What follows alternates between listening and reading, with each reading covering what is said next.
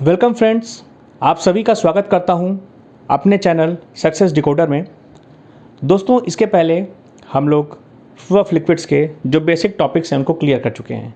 अब उसी क्रम में, उसी डेकोरम में हम आगे का टॉपिक पढ़ेंगे, जिसमें मैं आपको आज बताऊंगा स्टोक्स लॉ, बैरोमीटर के बारे में बताऊंगा, और बैरोमीटर में क्या होता है, जो पारा है कितनी हाइट तक चढ़ता है, या पारे की कितनी ऊंचाई तक हम बैरोमीटर को मेज़र करते हैं, उससे रिलेटेड यूनिट्स के बारे में मैं बताऊंगा। फिर हम बात करेंगे कि जो बैरोमीटर की रीडिंग होती है, अगर वो अचानक से गिर जाए या अचानक से बढ़ने लगे या धीरे धीरे बढ़ने लगे तो कैसे कैसे वेदर चेंजेस आते हैं, हम कैसे अनुमान लगाते हैं, उसके बारे में डिस्कस करेंगे। फिर हम डिस्कस करेंगे टर्मिनल वेलोसिटी क्या होती है, और फिर हम डिस्कस करेंगे श्यानता मतलब विस्कोसिटी क्या होती है। देखिए, जब आप स्टेप बाय स्टेप आगे बढ़ते जाएंगे, जब आप स्टेप बाय स्टेप आगे बढ़ते जाएंगे तो आपको धीरे धीरे सारी प्रॉपर्टी समझ में आने लगेगी, तो आपको याद करने की ज़रूरत नहीं पड़ेगी। अगर कहीं आपसे स्टेटमेंट पूछता है और स्टेटमेंट में क्रिटिकल वेलोसिटी और टर्मिनल वेलोसिटी के बारे में पूछता है, तो बिल्कुल भी आपको कन्फ्यूज़न नहीं होगी, कोई एम्बिगुअस सिचुएशन आपके सामने नहीं आएगी। तो चलिए आज हम स्टार्ट करते हैं स्टोक्स लॉ से। तो दोस्तों, प्रीवियस लेक्चर में मैंने आपको धारा रेखीय प्रवाह क्या होता है इसके बारे में बताया, और उसके बाद मैंने आपको प्रिंसिपल ऑफ कंटिन्यूटी बताया, अविरतता का सिद्धांत, क्रिटिकल वेलोसिटी के बारे में मैंने चर्चा की, और बर्नौलीज़ थ्योरम पढ़ाया।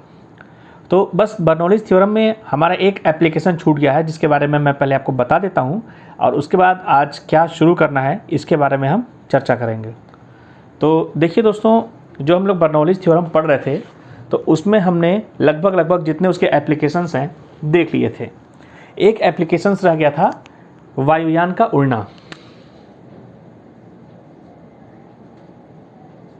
वायुयान का उड़ना। देखो दोस्तों, वायुयान का उड़ना भी आपके बर्नौलीज़ थ्योरम पर ही आता है। उसका मैं आपको प्रिंसिपल समझा देता हूँ कि क्या होता है।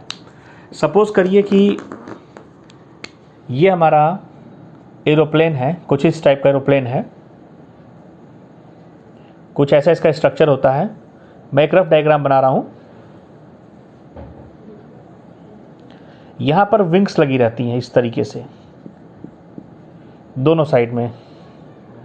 तो दोस्तों, होता क्या है कि इसमें हम दो चीज़ इस्तेमाल करते हैं। देखिए, एक तो इसका जो शेप होता है, हम शेप की बात कर लें, आकार, और दूसरी चीज़ होती है कि इसमें से हमारी फ्लो ऑफ एयर कैसी होती है, फ्लो ऑफ एयर। देखिए, जब हमारा वायुयान चलता है तो जब इसकी विंग्स मतलब जब इसके पंखे नाचते हैं, तो इसके नीचे साइड में क्या होता है, हाई प्रेशर क्रिएट होता है, हाई प्रेशर क्रिएट होता है, ठीक है। और अगर हम बात करें अपर साइड में, इस साइड में, यहाँ पर हमारा क्या होता है, लोअर प्रेशर क्रिएट होता है, जिससे क्या होता है, हमारा जो एरोप्लेन है ऊपर की तरफ इस तरीके से लिफ्ट होने लगता है, इस तरीके से लिफ्ट होने लगता है, और हमारा जो एरोप्लेन है वो ऊपर उठ जाता है और हवा में उड़ने लगता है।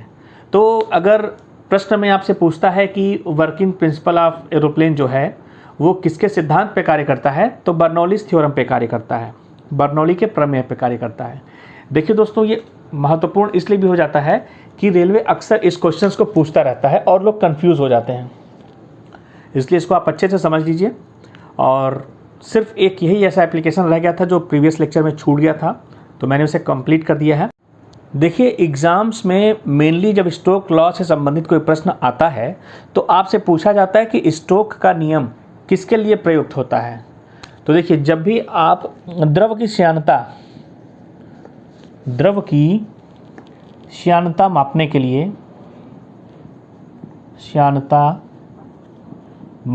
लिए,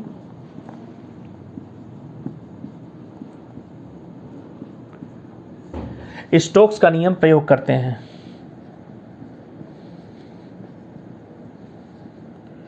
स्टोक्स का नियम प्रयोग होता है।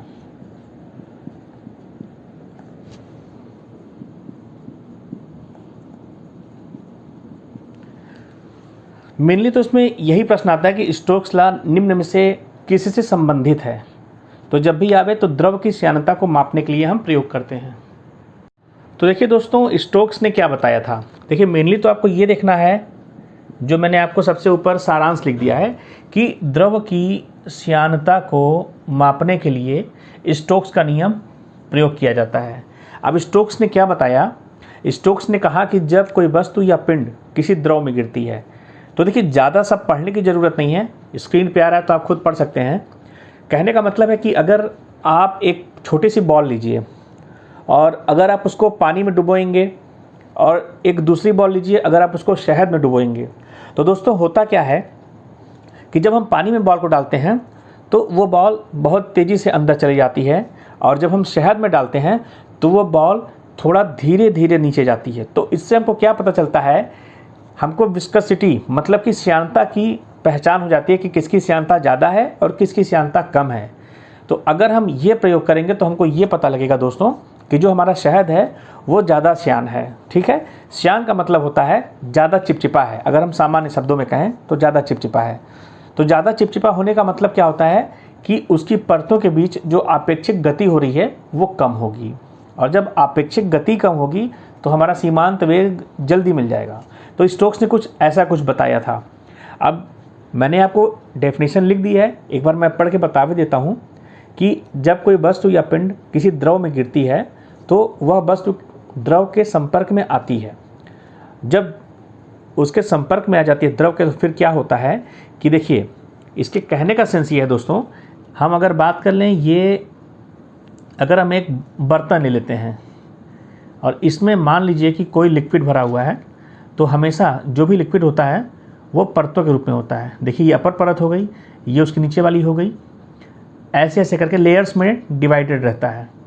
ठीक है, अगर आप इसमें कोई चीज़ डुबाते हैं, मान लीजिए कि हम यहाँ पर एक चीज़ डुबा दिए और ये तैरना शुरू करती है, तो इसमें होता क्या है कि देखिए इसमें जितनी भी परतें आ रही हैं वो क्या करेंगी कि इस वस्तु के साथ आपेक्षिक गति करना प्रारंभ कर देंगी। तो देखिए आपेक्षिक गति किसकी ज़्यादा होगी, जब यहाँ पर श्यानता मैक्सिमम होगी तो हमारी जो आपेक्षिक गति है ये मिनिमम होगी। बस इतनी सी बात आप समझ लीजिए। देखिए रूल मैंने आपको बता दिया, मैंने आपको नियम भी बता दिया। बेसिकली रेलवे ये पूछता है कि स्टोक्स लॉ हम क्यों प्रयोग करते हैं, तो उसका सिंपल सा आंसर है श्यानता को मापने के लिए। बाकी डेफिनेशन मैंने आपको बता ही दी है। अब जैसे अगर आपके सामने ये प्रश्न पूछा जाता है कि हमारे पास पानी है, हमारे पास शहद है, हमारे पास पारा है, तो श्यानता का क्रम बताइए, तो अब आप आराम से बता सकते हैं। तो चलिए अब हम नेक्स्ट टॉपिक डिस्कस करते हैं, वायुमंडलीय दाब। तो देखिए दोस्तों, वायुमंडलीय दाब के बारे में भी आप अच्छी तरीके से जानते हैं। सपोज करिए कि ये हमारी अर्थ है, ये हमारा इक्वेटर है और ऊपर नीचे हमारे पोल्स हैं।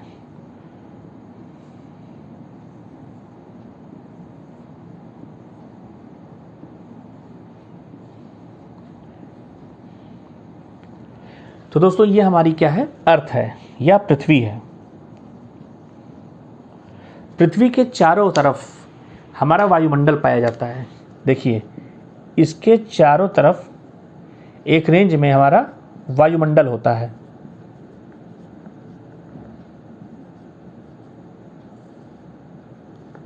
और वायुमंडल होता क्या है, ये होता है गैसों का मिश्रण। ये होता है गैसों का मिश्रण। और जब ये वायुमंडल हमारी पृथ्वी पर दबाव डालता है चारों तरफ से, तो उसी को हम वायुमंडलीय दाब के बारे में जानते हैं। तो देखिए ये कोई बड़ी चीज़ नहीं थी। अब इसमें हम आपको बताते हैं कि पूछा क्या जाता है। इसमें देखिए जो प्रश्न बनेगा वो ये बनेगा कि पहली बार वायुमंडल की गणना या वायुमंडलीय दाब की गणना किसने की थी। तो चलिए उसके बारे में मैं आपको बताता हूँ। देखिए, वायुमंडलीय दाब की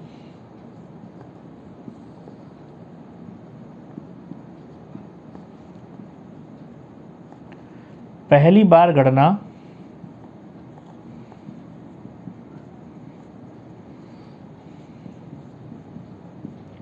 की थी, उनका नाम क्या था? तो उनका नाम था दोस्तों वॉन यूरिक। वॉन यूरिक सबसे पहले इन्होंने वायुमंडलीय दाब की गणना की थी। अब चलिए मैं आपको बता देता हूं कि जो हमारी सामान्यतः वायुमंडलीय दाब होती है, ठीक है, उसके मानक कितने होते हैं। तो चलिए वायुमंडलीय दाब के मानक के बारे में हम बात करते हैं।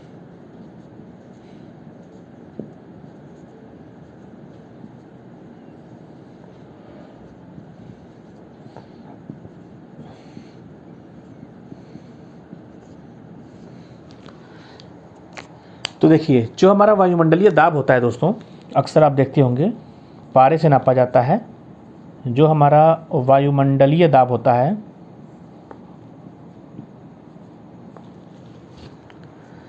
ये 76 सेंटीमीटर पारे वाले स्तंभ के बराबर होता है। ठीक है, 76 सेंटीमीटर पारे के स्तंभ के बराबर होता है।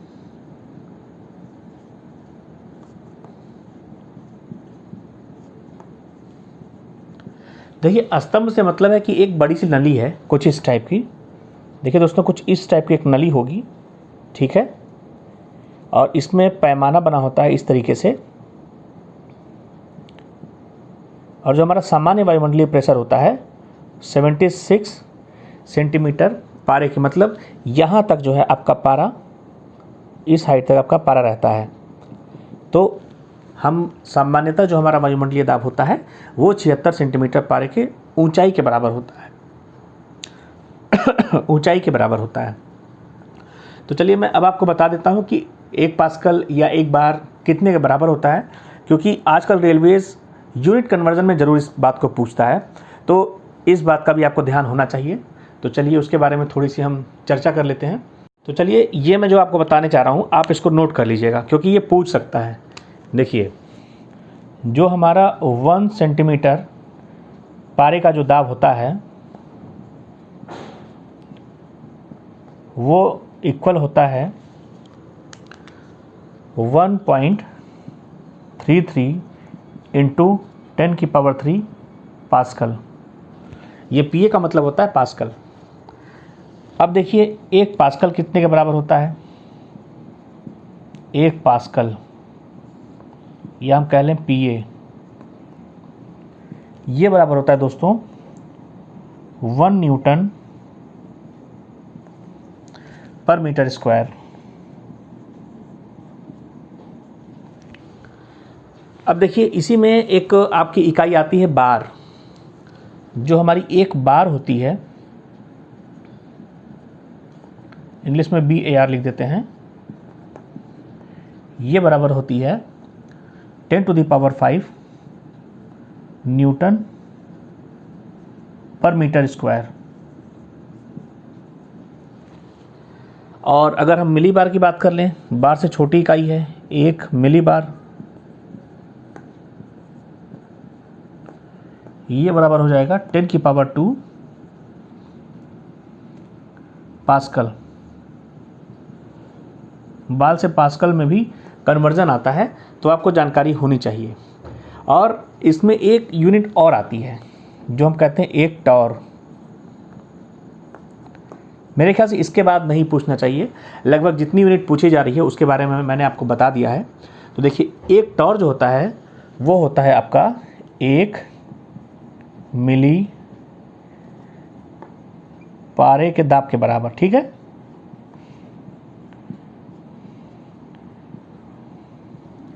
या इसी को कहते हैं 133.8 पास्कल। तो देखिए दोस्तों, ये कन्वर्ज़न है और इस कन्वर्ज़न को आप ध्यान में रखिएगा। आप चाहें तो इसको याद कर लें तो ज़्यादा अच्छा रहेगा। एग्ज़ाम्स में सीधे या तो कन्वर्ज़न पूछ देता है या तो पूछ देता है कि निम्न में से टॉर किसकी यूनिट है। तो अब देखिए, आप इसको ज़रूर याद रखिएगा दोस्तों। बार आपको पता होगा, पास्कल भी पता होगा, लेकिन अगर टॉर आएगा तो टॉर का सीधे सीधे संबंध जो होता है वो हमारा वायुमंडलीय दाब से संबंधित होता है। तो देखिए दोस्तों, ये था हमारा यूनिट कन्वर्जन, जो कि बहुत ही महत्वपूर्ण है। इसको आप नोट कर लीजिएगा।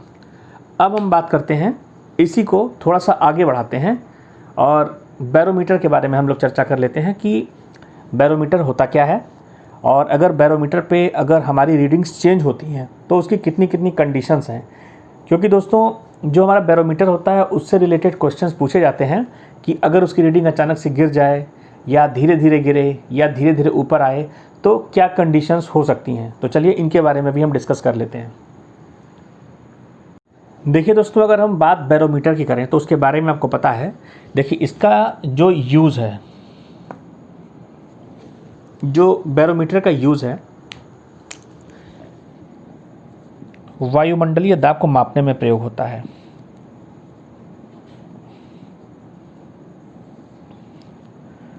वायुमंडलीय दाब को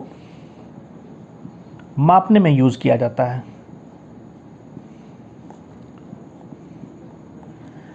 देखिए, दूसरा क्वेश्चन यहाँ पे क्या उठ सकता है कि इसको किसने बनाया था। तो देखिए दोस्तों, इसको बनाया था फोर्टिन ने। अगर हम बात करें इन्वेंटर की, इन्वेंटर इसका कौन था या आविष्कारक कौन था,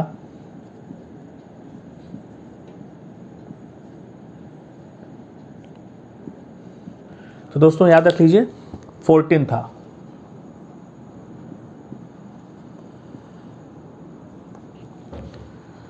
ठीक है। तो देखिए, बैरोमीटर क्या करता है, वायुमंडलीय दाब को मापता है। दूसरा इसका यूज़ क्या है, देखिए, बैरोमीटर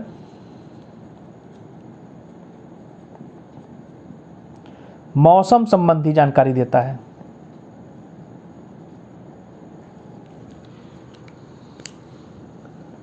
मौसम संबंधी पूर्वानुमान लगाया जा सकता है।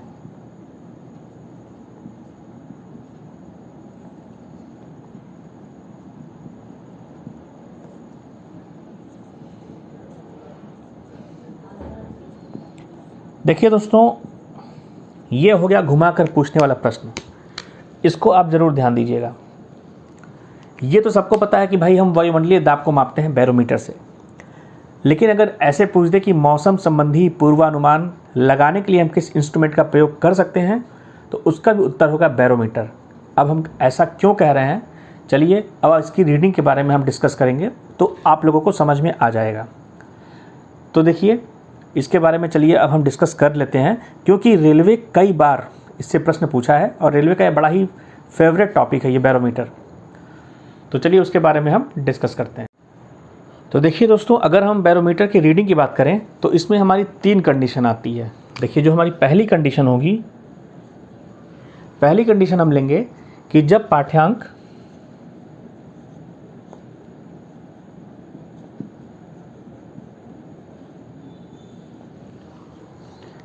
एकाएक नीचे गिरता है।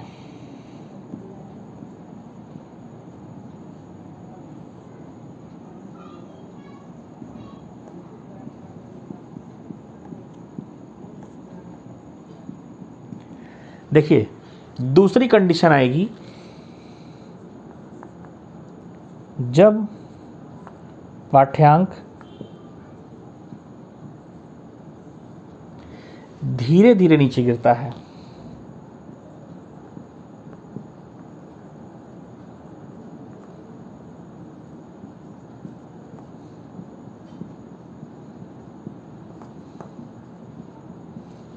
और दोस्तों, एक तीसरी कंडीशन आती है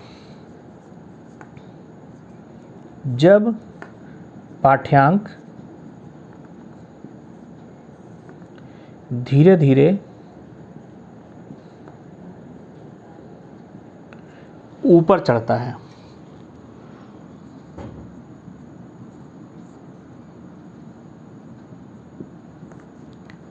देखिए यही 3 कंडीशन होती है दोस्तों। तो देखिए जब एकाएक नीचे गिरेगा तो क्या आता है, आंधी या तूफान। तो इसका हो जाएगा आंधी या तूफान की संभावना।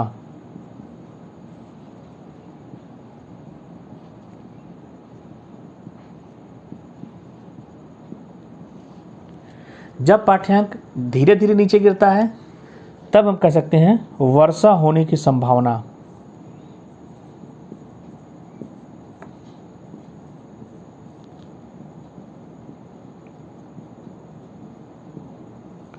और जब धीरे धीरे ऊपर चढ़ता है तो दिन साफ रहने की संभावना।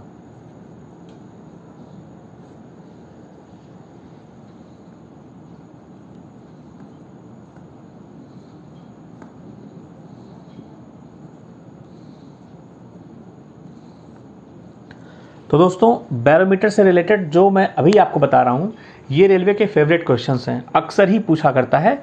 इस 3 कंडीशन में से कोई एक कंडीशन पूछ लेगा कि अगर रीडिंग अचानक से गिर जाती है, या रीडिंग धीरे धीरे गिरती है, या रीडिंग धीरे धीरे इंक्रीज़ होती है, तो उस कंडीशन में क्या क्या हम मौसम का अनुमान लगा सकते हैं।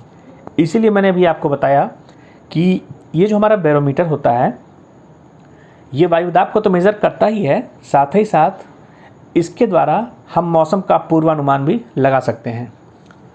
तो चलिए दोस्तों अब हम इसके आगे डिस्कस करते हैं। तो देखिए दोस्तों यह है हमारा अगला टॉपिक, सीमांत वेग, जिसको कहते हैं हम टर्मिनल वेलोसिटी। तो होता क्या है कि अभी जैसे मैंने आपको एग्जांपल दिया स्टोक्स लॉ में कि अगर हम एक छोटी सी बॉल लेते हैं और उसको पानी में गिराते हैं तो उसकी स्पीड कुछ और होती है, अगर उसको हम शहद में गिराते हैं तो उसकी स्पीड डिफरेंट होती है। तो देखिए दोनों की टर्मिनल वेलोसिटी अलग होती है। अब टर्मिनल वेलोसिटी से सेंस ये होता है दोस्तों कि अगर हम किसी चीज़ को, किसी वस्तु को पानी में जब गिराते हैं तो स्टार्टिंग में वो अपने वेलोसिटी से जाती है, क्योंकि जो उसका भार होता है वो नीचे के डायरेक्शन में काम करता है। लेकिन एक टाइम ऐसा आता है कि उसके अंदर जो श्यान बल होता है और जो वस्तु का भार होता है और जो गुरुत्वीय बल होता है या उत्प्लावन बल होता है, जब सब बैलेंस्ड हो जाते हैं तो वस्तु एक नियत वेग से चलने लगती है। तो देखिए दोस्तों अगर हम बात कर रहे हैं यहाँ पर नियत वेग, ठीक, आप इसको ध्यान दीजिएगा, नियत वेग। नियत वेग का मतलब हो गया वेलोसिटी कांस्टेंट। तो इस नियत वेग को ही हम सीमांत वेग कहते हैं। तो देखिए पहले आप नियत वेग को पकड़ के चलिए, मतलब वेलोसिटी कांस्टेंट हो गया। तो अगर इसका हम एक्सेलरेशन निकालेंगे तो v minus v upon t, ये हमारा आ जाएगा 0। क्यों 0 आ जाएगा? क्योंकि इसकी वेलोसिटी बदल नहीं रही है, चेंज नहीं हो रही है। तो जब इसकी वेलोसिटी नहीं बदल रही है दोस्तों तो इसका जो त्वरण है वो शून्य हो जाता है। और देखिए इस स्थिति में होता क्या है दोस्तों कि जो हमारा वस्तु का भार है, वस्तु का जो भार है वो उत्प्लावन बल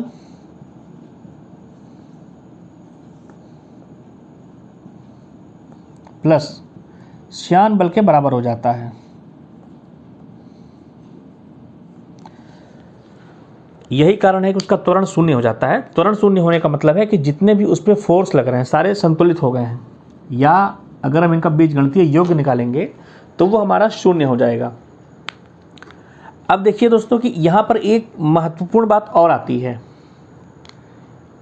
और वो ये आती है कि जो वस्तु का वेग होता है त्रिज्या के वर्ग के अनुक्रमानुपाती होता है। मतलब जो v होता है v is proportional to r square, और v हमारा क्या है?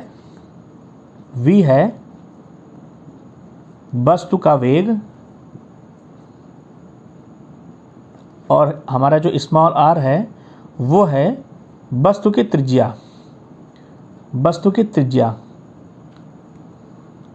ठीक है दोस्तों, तो देखिए इसका मतलब क्या हुआ, v is proportional to r square.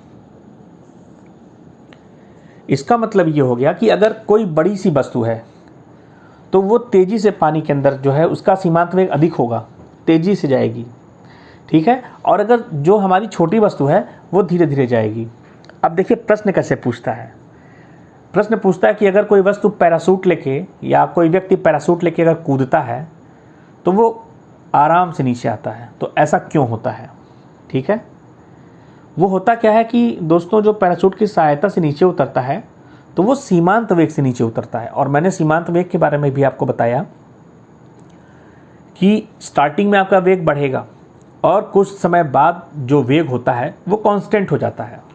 तो जब कोई वस्तु मतलब जब कोई व्यक्ति पैराशूट से उतरता है, पैराशूट का मतलब होता है दोस्तों, अगर मैं आपको यहाँ पे एक पैराशूट बना के बताऊँ, मान लीजिए कि ये हमारा पैराशूट कुछ इस तरीके से है, ये कुछ इस तरीके से हमारा पैराशूट है और यहाँ पर एक व्यक्ति है जो नीचे उतर रहा है।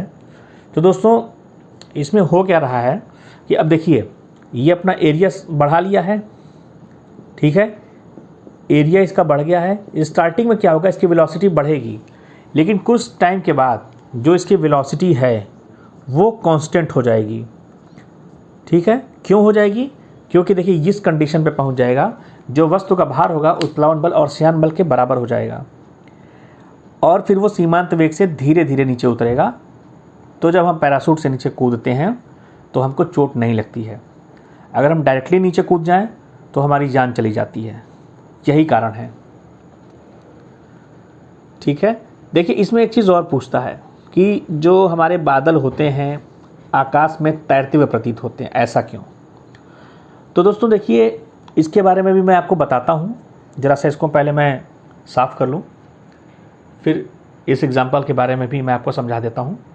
तो दोस्तों ये क्वेश्चन पूछता है कि जो बादल होते हैं वो आकाश में तैरते हुए प्रतीत होते हैं, ऐसा क्यों होता है? तो देखिए जो हमारे बादल होते हैं ये कुछ नहीं होते हैं, ये होते हैं हमारे भाप के छोटे छोटे कण। भाप के छोटे छोटे कण होते हैं ये। तो अब जब छोटे होते हैं तो क्या होगा, इनकी जो त्रिज्या है वो भी कम होगी और जब त्रिज्या कम होगी तो वायु की दिशा में उड़ जाएंगे। वायु की दिशा में उड़ जाते हैं। ऐसा क्यों होता है? क्योंकि इनका सीमांत वेग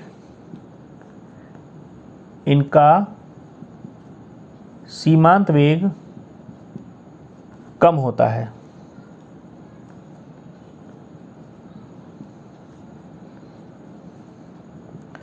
तो देखिए ये था कंप्लीट कंसेप्ट।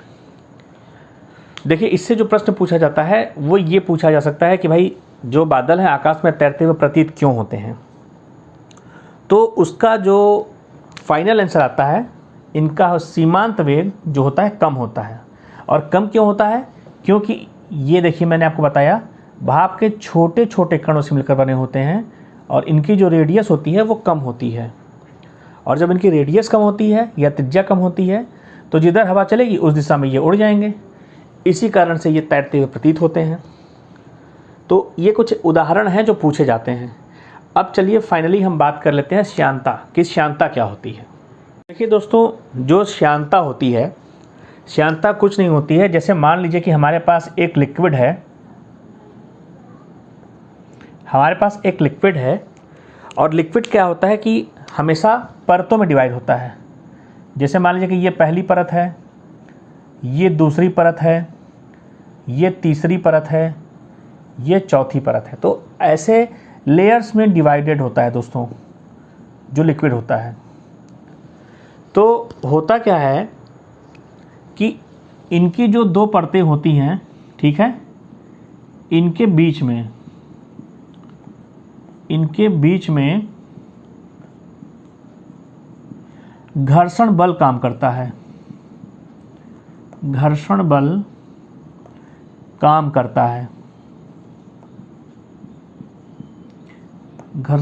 करता है एवं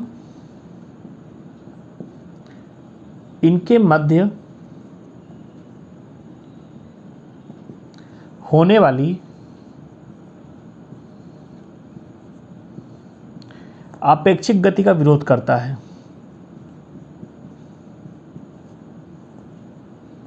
आपेक्षिक गति का विरोध करता है। ठीक है दोस्तों, तो फाइनली ये जो घर्षण बल है पानी के अंदर, ये जो घर्षण बल होता है इसी को हम कहते हैं श्यान बल, और इसके विरोध करने के गुण को हम क्या कहते हैं? श्यानता। ठीक है दोस्तों, तो होता क्या है कि इसलिए मैंने आपको स्टार्टिंग में ही बताया था कि जैसे जैसे आप आगे बढ़ते जाएंगे वन बाय वन, जब आप एक एक बिंदुओं को एक्सप्लेन करते जाएंगे तो आपको समझ में आता जाएगा कि किस तरीके से हर प्रॉपर्टी आपस में इंटरकनेक्टेड है। देखिए फाइनली अब हम श्यानता पर आए, और श्यानता का मतलब कुछ नहीं होता है, जो पानी की लेयर्स होती हैं उनके बीच में एक फ्रिक्शन फोर्स लगता है, और ये फ्रिक्शन फोर्स क्या करता है कि आपस में जो गति होती है, अपेक्षिक गति होती है, मतलब जो रिलेटिव मोशन होता है उसका विरोध करता है, और उसके इस प्रॉपर्टी को ही हम श्यानता या विस्कोसिटी कहते हैं। मतलब क्या है कि जैसे कि अगर हम शहद की बात करें, घी की बात करें और पानी की बात करें, तो देखिए जितना ज़्यादा फ्रिक्शनल फोर्स होगा उसमें आपेक्षिक गति उतनी ही कम होगी। जैसे कि अगर कहीं पानी बह रहा है और कहीं शहद बह रहा है तो आपको लगेगा कि जो पानी के बहने की गति है वो ज़्यादा तीव्र है और शहद के बहने की गति कम। तो अगर इसका कारण पूछा जाए कि इसका कारण क्या है, तो श्यानता होता है। तो दोस्तों ये था हमारा श्यानता से संबंधित जो भी पूछा जाता है वो मैंने आपको एक्सप्लेन कर दिया है। अगर कुछ चीज़ें होंगी तो फिर मैं आपको नेक्स्ट लेक्चर में बताऊंगा। हालांकि नेक्स्ट लेक्चर में हम बात करेंगे सरफेस टेंशन के बारे में। तो फाइनली अब हम धीरे धीरे कैपिलरी और सरफेस टेंशन की तरफ मूव कर रहे हैं। तो दोस्तों ये था हमारा आज का लेक्चर, और उम्मीद करते हैं कि आपको हमारा आज का लेक्चर भी पसंद आया होगा। तो दोस्तों इसको ध्यान से देखें, अपने दोस्तों में शेयर करें, लाइक करें, सब्सक्राइब कर लें।